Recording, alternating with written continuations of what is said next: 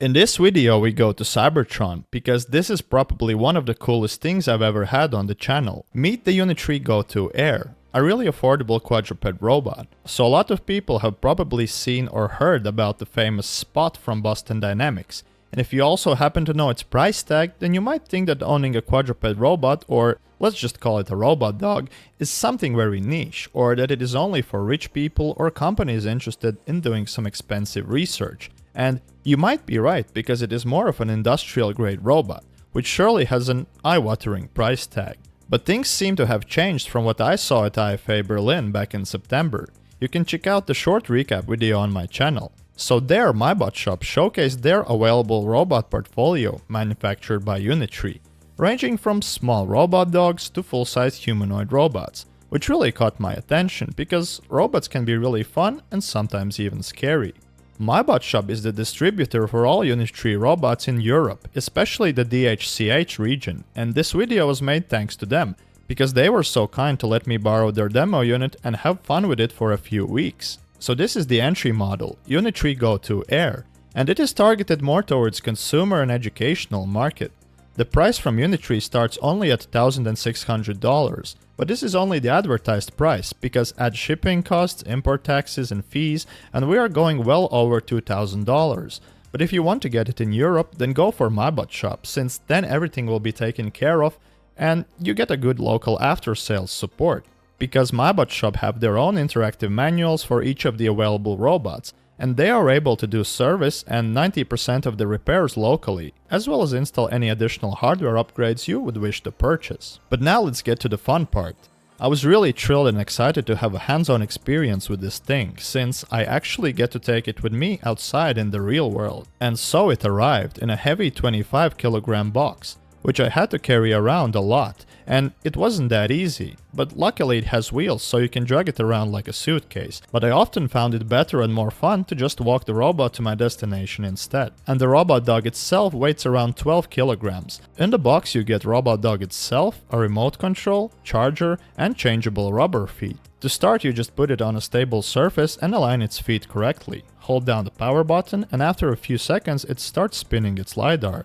And when it stands up, it's ready to roll out.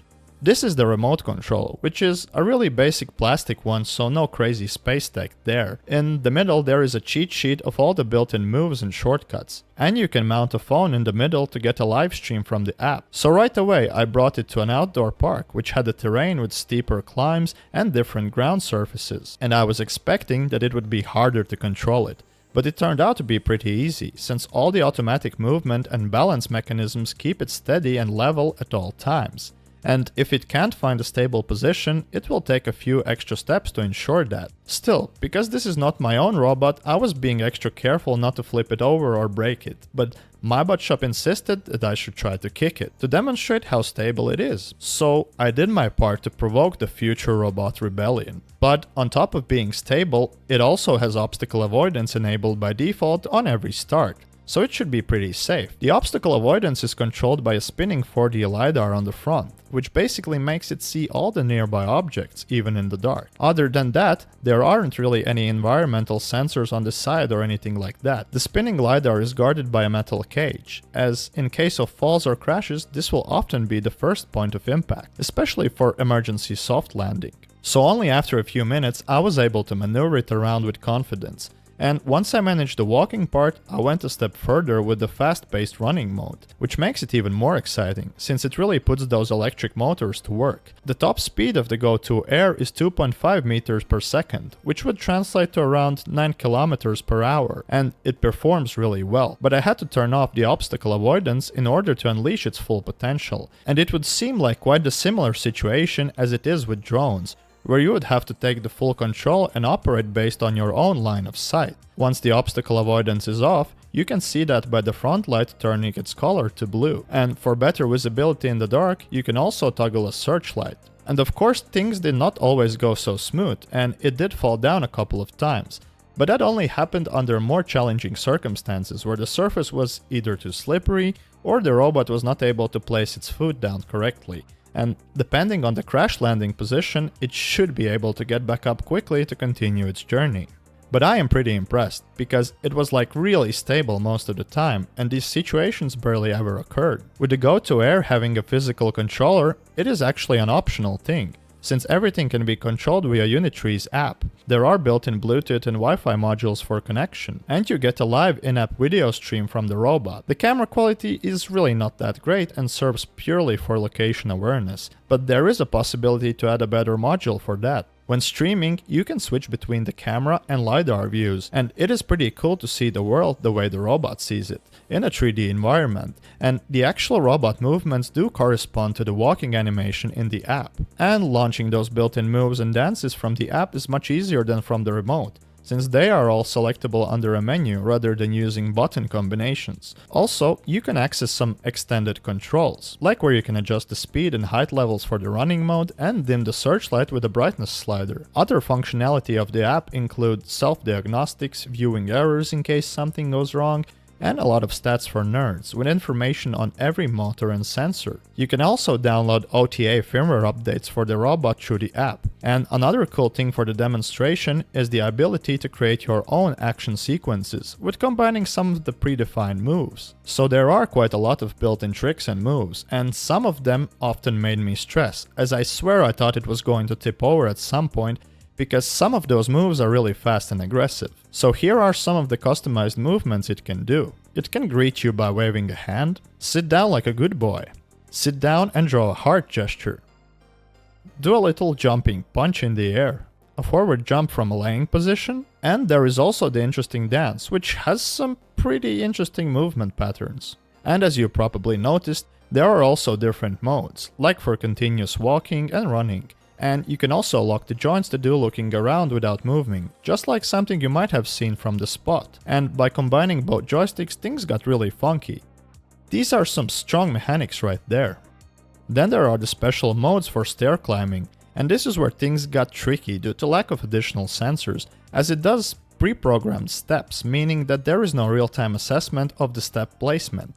And the first downstairs attempt resulted in a crash, so then I tried going upstairs and it went pretty good. Even though I was biting my fingers on each step because of what happened, it appeared to do much better on going downstairs in a backwards motion, probably because of the leg placement.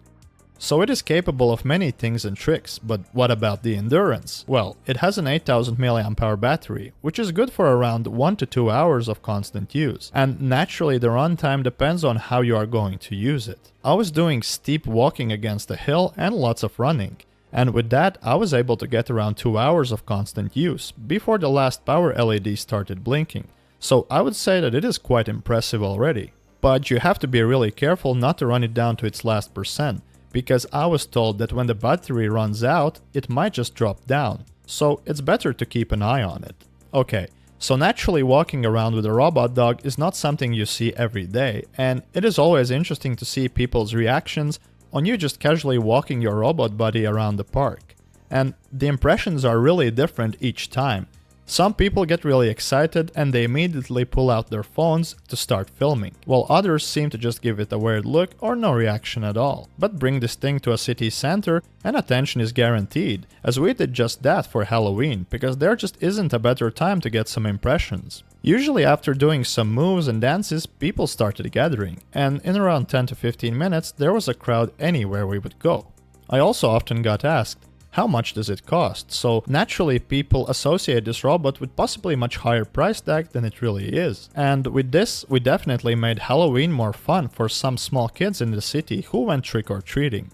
In general, elderly people seem to be impressed by the tech itself, but they also seem to take something like this as a new norm nowadays, just often asking it things like, does it bark? Does it bite?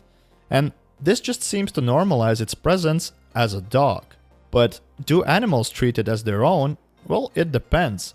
But we had a great opportunity to make it play around with real dogs. And while the first interaction is often scary or confusing, the next one sparks an interest and curiosity in chasing the robot and even playing with it. I also have a cat and a dog, and I did play with it a couple of times in my living room. Sorry neighbors. So while dogs seem to get overly excited all the time, mostly on the sharper robot movements, the cat seems to not even care that much after the first encounters or just avoid it altogether. You probably noticed that a lot of the features are kind of playful and show off, and the Go2 Air model really is more of a starter pack in the quadruped robots. This is all fun and games till we get to the question that I get asked the most. What is it made for and what can it do? And there won't be a definitive answer for now, since it is still on the journey of finding the best places for its tech and capabilities, where they can prove to be most useful. As of right now, a lot of things serve as a proof of concept, and this is merely a tool for a chance to kickstart new research and ideas.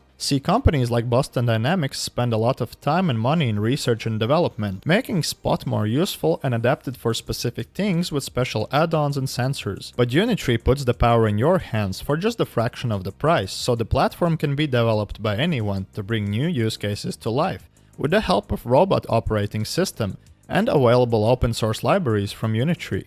And there is a great potential for this because of its appealing price. With something so affordable, it is available for broader audiences to start developing something without having to break the bank. But see, Unitree Go2 Air is the cheapest Go2 version available. There is, however, a possibility to go up with the Pro and Edu versions, which do bring a lot of differences in terms of hardware and functionality, as well as new tricks. With Pro and Edu versions, you can get things like higher computing power, faster top speed, long endurance battery, 4G network module, as well as intelligent side follow system and voice commands. And the most expensive Edu model can even opt for add-ons like robotic arm. But the further you go, the more thousands will get added to the price tag.